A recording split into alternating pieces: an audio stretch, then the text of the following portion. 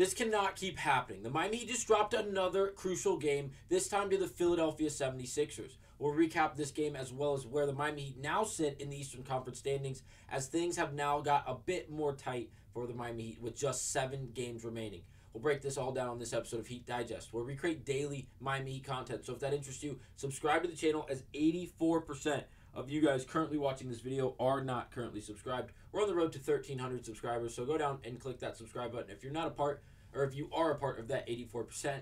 Now let's get to it and break down this absolutely devastating loss for the Miami Heat. It's awful. It really is. Now, this game started off, it seemed like the Miami Heat were going to get blown out by 50 points. It felt like the Portland Trail Blazers Miami Heat game just last Friday. And it felt like we were going to be on the other side of things and be the Portland Trail Blazers in this scenario. I will say things were quickly adjusted for the Miami Heat. We were able to come out and really adjust after giving up so many points in the first quarter. The Philadelphia 76ers came out. Joel Embiid and Tyrese Maxey absolutely torched us, really, from this opening tip until the final buzzer. Both of those players could do whatever they wanted all night long. We played great defense for stretches of this game, and it really negated both of them and really the entire 76ers offense, but we couldn't do it for more than a quarter or really a few possessions at a time, and it resulted in this Philadelphia 76ers team led by Embiid and Maxey to really just do what they want to and dictate the game on the offensive end for their entire team. Now, I brought up the scoring breakdown, the scoring lines. We gave up almost 40 points in the opening quarter. It was 39-29, and yes, it was a 10-point lead for the Philadelphia 76ers, but for the Miami Heat, that was a win. Due to the fact that, yes, they got out to a 10-0 lead, the Philadelphia 76ers did on this Miami Heat team, and things, yes, quickly adjusted. It was more of a battle, but again, they were holding anywhere from a 12 to a 16-point lead, it felt like, at really any time during that quarter, and then there was a trail of stops for the Miami Heat and on defense, and we were able to get out and make a few threes, and things got really interesting. It felt like our offense was really coming alive, and we were going to be able to not only play a high-level defense on a well-assembled Philadelphia 76ers team that obviously wasn't fully healthy tonight. They didn't have Mo Bamba, who was playing good minutes without Joel Embiid in the lineup, as well as Tobias Harris. But again, we were able to knock down shots. And when this happened, we were able to cut the lead down to 10 for these Philadelphia 76ers, and it felt like that was more of a win for us due to the fact that we were at home, the momentum was back in the building, it felt like things were really going well for the Miami Heat. And then the second quarter opened up, and our defense really picked up where it left off, and we continued to make three-point shots, as well as really just having good half-court offense, as well as creating turnovers and getting out and running the floor. Then the third quarter started, and it was more of what we got in the second, just to a hell of a lot higher of a level. And the reason being is because we came out, and earlier, a few games ago, you guys heard me on the recap talk about how the Miami Heat were playing this very hybrid-esque zone. It came out, it was more of a man coverage, full court press, if you will, and then once the opposing team breaks half court, they then fall into like what looks like to be almost a 1-3-1 type of zone or a 2-3 zone. It's very weird, and I call it a hybrid due to the fact that it can honestly be a man defense, but it really alters due to the fact of or whoever they're playing, depending on the situation, it seems like, because it did it again tonight, and we almost looked like we were playing a 1-3-1 at one point, not allowing Embiid to catch it at the free throw line, which was a great job. We were doing a great job. It seemed like things were really working. It even looked like it could be a 2-2-1 at some point, opening up the middle for Embiid, but then quickly closing in on him when he did catch the ball, and then obviously allows him to make a correct pass. But it was later in the shot clock. It seemed like the defense was really, really working. Tyrese Maxey tonight was really the outlier. Embiid is obviously he's unguardable. It seems like he's unstoppable. When he's on, he's one of the best players in the world, if not the best player in the world. And I'm a Miami Heat fan. I think Bam Adebayo is a hell of a defender.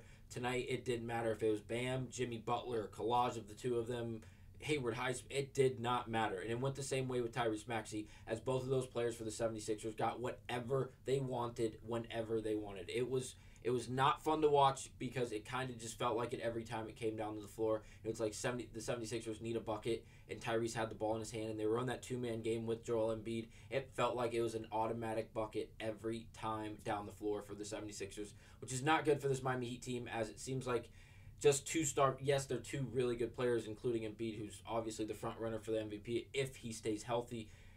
it concerns me to be a Miami Heat fan with that level of defense, a liability at your hands, especially this late in the season. Now, for the Miami Heat, I will say the offense wasn't all that pretty either for the entirety of the game. Shout out to Kevin Love, who played 19 minutes tonight. It was basically our MVP. He had 11 points and 16 rebounds, 4 assists. He shot 5 of 10 from the field. He did shoot 1 of 6 from behind the three-point line, which is not great, but again, a hell of a performance from someone in Kevin Love that we have missed dearly. He missed, 16 consecutive games in a row before returning, coming back for those last 2 games, and didn't even get any playing time. And then he comes out here, he plays 19 minutes, and they were huge minutes for the Miami Heat. It was a lot of the time was when Bam came off the floor, he needed a rest because he didn't start the game all that well shooting the basketball. Started 1 of 5, didn't really get anything going in the first half. I will say in the third quarter, a part of this massive Miami Heat third quarter where they outscored the Philadelphia 76ers 33-24. Bam Adebayo was 4 of 5 shooting from the field. It was his best shooting quarter by far, really, overall in the entire game. But then in the fourth quarter, he went 1 of 2 from the field. I am not understanding it. He was absent for the fourth quarter. A lot of it, at least, and a lot of those minutes were filled by Kevin Love. Again, he was playing phenomenal, but obviously he's not the offensive threat that we really need, especially in a game that is really going back and forth between these two teams, up and down, and knowing that we know we have to outscore them at that point in the game due to our inability to stop either Embiid, and then at that point it was even Oubre and Maxey. But again, shout out to Kevin Love. Haywood Highsmith had another great shooting performance tonight. His defense was great for periods, and then it felt like there was other times when he was playing good defense, but it was just totally negated by better offense by the Philadelphia 76ers. 12 points, 9 rebounds, 2 assists, and 4 steals with a single block from Haywood Highsmith. He did shoot 2 of 4 from behind the three-point line and 5 of 7 overall. A great game from Haywood Highsmith, really being by far the best role player outside of really Kevin Love, if you will. I don't even really consider Kevin Love a role player at this point because it just the role he does play, it feels so much bigger than a role playing position. But then for Jimmy Butler, 7 of 17 from the field, 20 points, 4 rebounds, 5 assists. I do not feel like Jimmy Butler was aggressive enough. I know it says he shot 17 times tonight. That's on the higher side of things for Jimmy Butler, who ranges anywhere from the 9 to 12 to 13 shots per game. 17 is much higher than what we normally get from him. But down the stretch of the game, it feels like we really didn't get a lot from him in the sense of demanding the basketball and really trying to put up points for the Miami Heat when we, didn't have Bam on the floor for a lot of that time, and also we just went stagnant. Terry Rozier forced a bunch of different shots, especially down the stretch of that fourth quarter. Speaking of Rozier, he shot 7 of 20 from the field. Very aggressive. 6 of 13 from behind the three-point line. 22 points, 2 rebounds, and 2 assists with a single steal. He went down with a scary knee injury. I have no updates on that.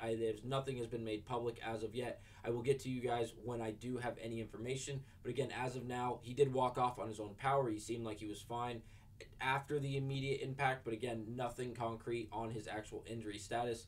We'll let you guys know when we do find any of that out.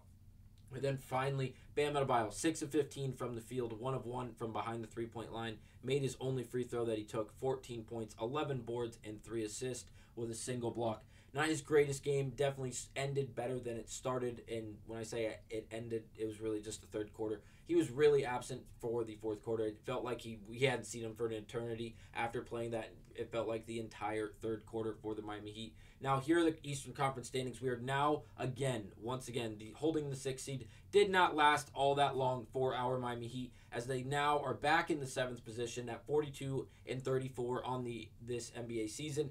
And we are a half game back from the 6th-seeded Indiana Pacers. Now, here's some concern, as the 8th seed is the Philadelphia 76ers, a team we just lost to, who are sitting at 42-35, only a half game back from us in the 7th seed. And here's the problem. Now, we did lose to this Philadelphia 76ers team, and here is the remaining 5 games for the 76ers.